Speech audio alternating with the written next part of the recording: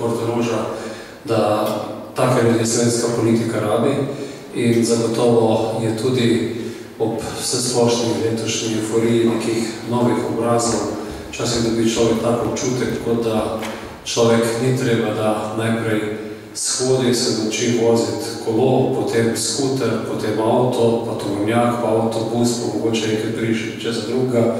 Slovenije, kar nekaj so prišli, so se rodili in že kar avtobus bi vodil drug let. Imamo celo vrsto ljudi, ki prihajajo v politiko z manj znanja, z manj izkušenj in pa predvsem z malo modrosti. To za Janko to zagotovo ne drži in zato velika podpora tudi z moje strani.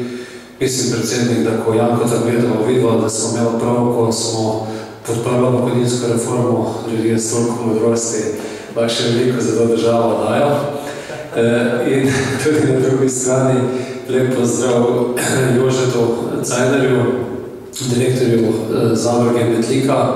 Moram reči, da sem sam tudi v tem kmetijskem ferajnu celo življenje in resnično v Sloveniji manjka čim več takšnih zadrug, kot je vaša in bo tudi v Sloveniji na področju samooskrbe kmetijstva pa že česa drugega bolje. Tako da čestitke za to delo, ki ga opravljate tu.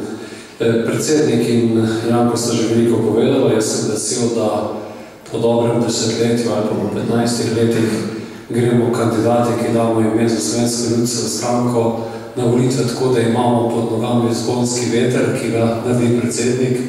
Zadnjih nekaj volitev smo imeli malo vetra v hrbet, tako da jaz računam, da bo tudi to in pa dobri kandidati, ki zastopajo Slovensko ljudsko stranko, razlog za to, da bomo nedeljo zvečer, drugo nedeljo dobre volje in da bomo naredili na presenečenje letošnjih volitev. Verjamem, da bo tako, kot sem že dejal, v programu smo bili jasni, egzaktni, nismo ga napisali na 100 straneh, pa spravljali neke trdne platnice, ampak smo naredili tistih 20-25 strani delovnega načrta z zelo jasnimi cilji, ker resnično mislimo, da, in tudi sam to mislim, da ni časa več za politično preganjanje, to je čas za delo. Tudi to delo nam nikoli ni tuje, vsem, ki smo tukaj notri prisotni in tudi tisti, ki to stranko zastopamo v teh volitvah, mislim, da bomo se tega držali in da nam bo tudi uspelo. Kar se dolgo tiče, sem pa zadnj slišal eno tako dobro primerjavo, ki jo mogoče izkoristim, da slabo se piše taki državi, v kateri je Martin Krpan nacionalni junak.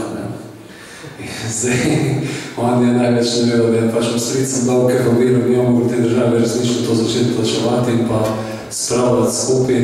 In v tem davčnem sistemu in teh davčnih politikah in pa predlogih, ki smo jih pripravili, smo šli predvsem v to smer, da naredimo politiko prijazno do tistih, ki delajo in da bo delo zopet nazaj vrednota v tej državi in da tisti, ki bomo delali, bomo lahko tudi od svojega dela živeli.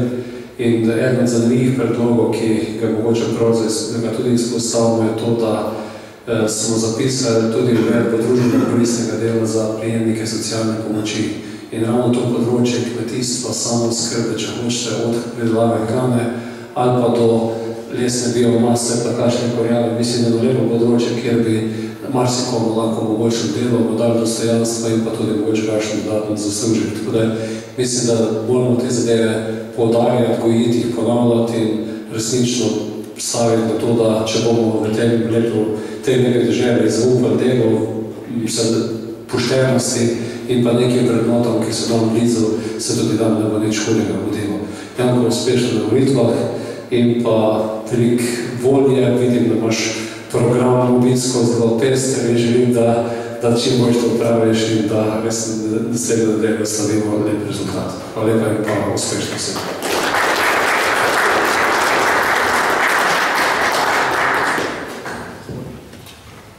Prav lep pozdrav tudi v mojem imenu. Seveda poseben pozdrav bodočemu poslancu, gospodu Bukovcu, tudi poseben pozdrav našemu predsedniku, seveda pa tudi bodočemu ministru, Franci. Jaz sem optimist, res je. Če mogoče povzamem besede, ki so bile izrečene vezano na davčno politiko in poštenje, jaz sem SLS-u zaradi tega, ker verjamem, da jo vodijo pošteni ljudje. In tisti trenutek, ko pač to ne bi verjel, ne bi več bil v SLS-u, ampak če ne bom v SLS-u, ne v nobeni stranki. Jaz sem bolj kot politik, se čutim gospodarstvenik in če sem iskren, je v meni kar obilo gneva na vse to, kar se dogaja, veste, jaz se s tem vsakodnevno srečujem in nedavno smo imeli sestanek z enim podjetjem, kateremu smo Slovenci pač prodali svoje blagovne znamke in veste, niti vse eno, ko to doživiš in ko se pogajaš in ko vidiš, da v bistvu naše premoženje, naše države prehaja z ene z druge roke.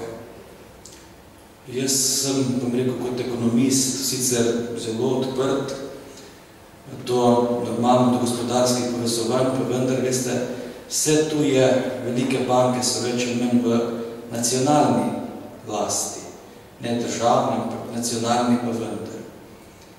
In ena prodaja se nam obeta zdaj. Jaz vem, kaj to pomeni, če dejansko do te prodaje pride. Jaz sem govoril tudi z enim od prodajalcev, ki to prodaja zaradi tega, ker pač mora, ker to banke pričakujejo od njega.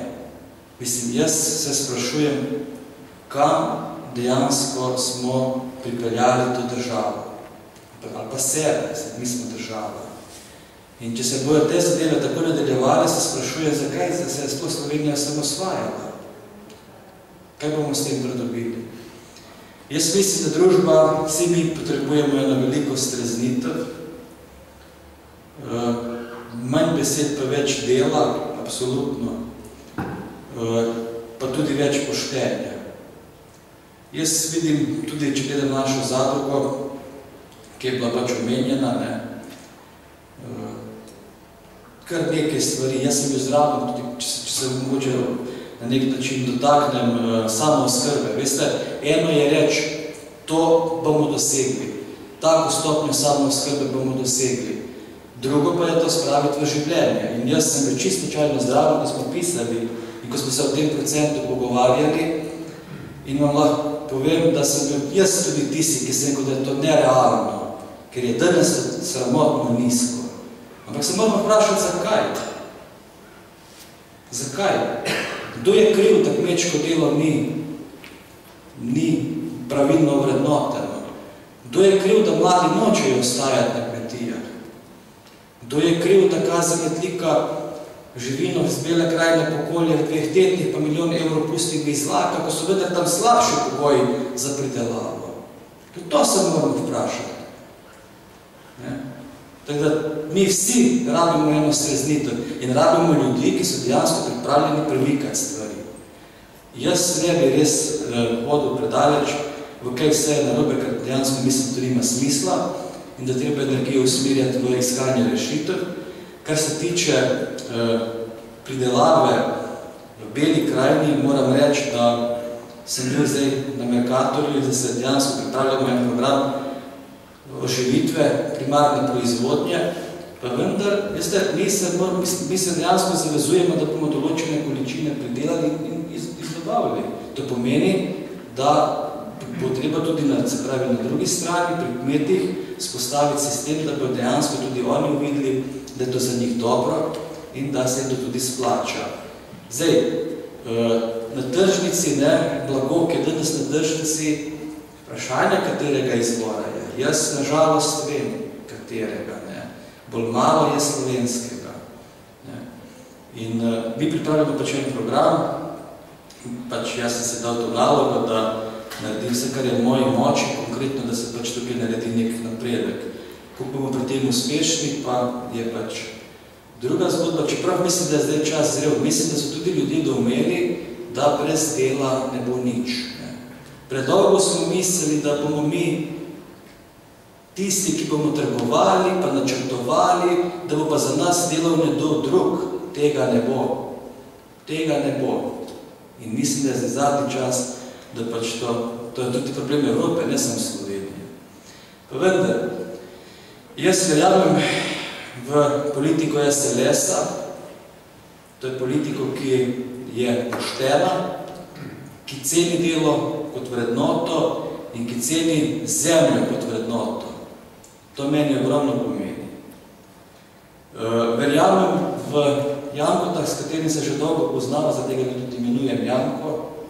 Smatram se za njegovega prijatelja in sigurno je Janko človek, ki je svojim delom dokazal, da pač ni eden tistih, ki veliko obljubljajo, pa malo naredijo, ampak obratno. Janko se ni nikdar preveč rinil v spredje svoje naloge, pa naredil perfektno, to vidimo v Semiču. Semič je danes čisto neka druga zgodba, kot je bila pred Jankotom. Verjamem tudi v Francita, ki ga smatram za enega najbolj uspešnih županov, ker poznam zgodbo Krškega, tudi srečujem se z mnogimi ljudmi in moram reči, da s Francita pravzaprav še nisem srečal človeka, ki bi za Francita rekel karkoli drugega kot samo pozitivno.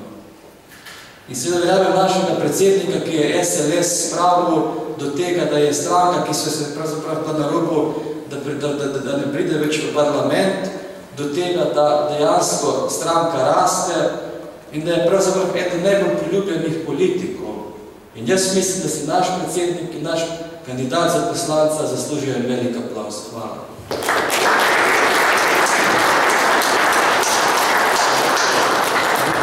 Zdaj pa še odgovor na tisto gospodu našemu predsedniku, ki je rekel, da sem jih posel za mizo, ker ni vina.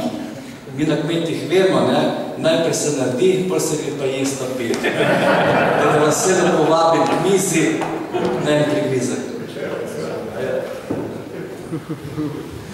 No, tudi jaz prav lepo pozdravljam vse v imenu SLS, občinskega odbora Semič, sem Janez Mohorn, kateri me še ne poznate. Jaz bom rekel samo to, zakaj smo se odločili, da naš občinski odbor predlaga Ivana Bukovca oziroma mi mu rečemo Janko. Vse tri občinske odbori v Beli krajini smo se dogovorili, da izberemo iz vsakega občinskega odbora po enega kandidata. Tako smo tudi naredili. Poslali v Ljubljano in tam je nekaj časa čakalo. Potem smo se pa sami odločili za Ivana Bukovca.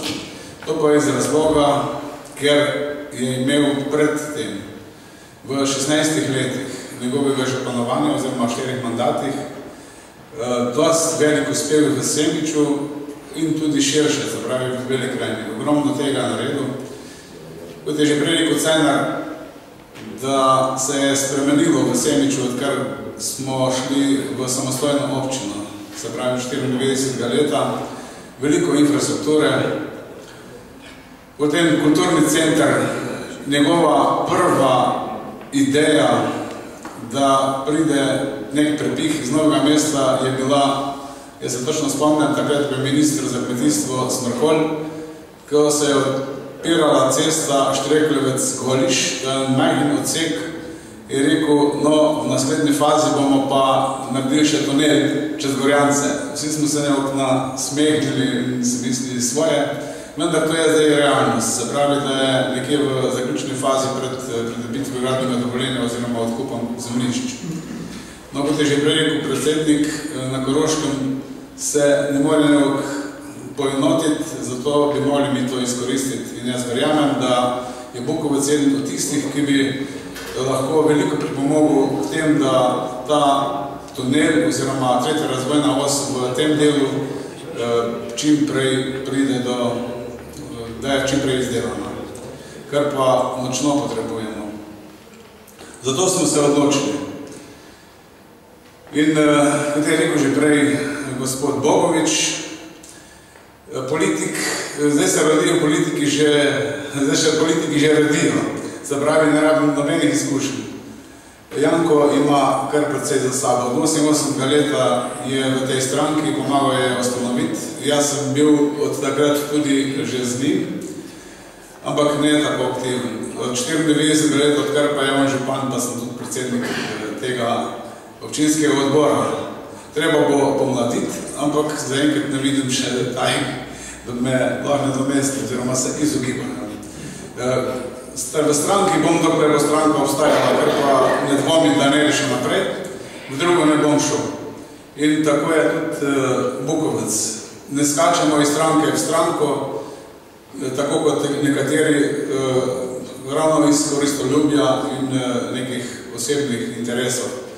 Zapravi, jim ni veliko mar, kako bo Bela krajina, kako se bo Beli krajini razvijalo, gospodarstvo in vse ostalo, ampak gledajo, kako bodo fajn plača potegnili, potem pa šli v penzijo.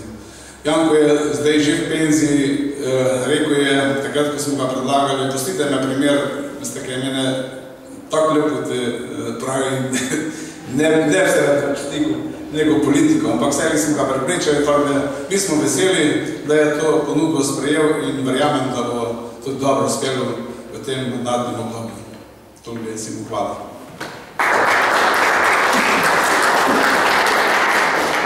No, da zaključim. Vem, da Bela krajina potrebuje poštenega, delovnega in odločnega človeka, ki zna prisluhniti vsakemu malemu, tudi malemu človeku, vsakemu posamezniku, ne glede na strankarsko pripadnost. Človeka, ki ima izkušnje in ne bo dovolil, da njegov domači kraj, da je ta domači kraj le majhen in nepomemben del zemljevida Slovenije. Človeka, ki je dokazal, da je deloven, odločen, kadar se je potrebno potegniti za domači kraj in domači ljudi. Človeka, ki je pošten, ter ima izkušnje, ki jih bo v poslanskem mandatu izkoristil v korist Bele krajine. In ne nazadnje, Bela krajina potrebuje Ivana Bukovca. Človeka, ki ni nikoli obljubljal sreče v oblakih, ki je vedno stal na trdnih tleh in za vsak uspeh bojeval trdno delo. To je dokazal v času 16-letnega županovanja v občini Semič. Bil je oče Semiča, mi občani pa smo bili njegovi otroci in to s ponosom. Poskrbimo in podprimo ga, da postane tudi oče Bele krajine in Belo krajino popelje novi prihodnosti naproti. No, sedaj pa pač...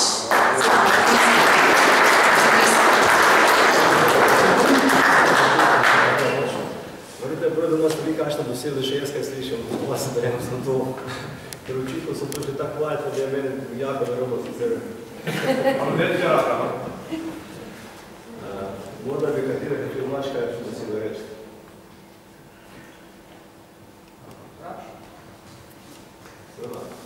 Bomo bolj neformalno.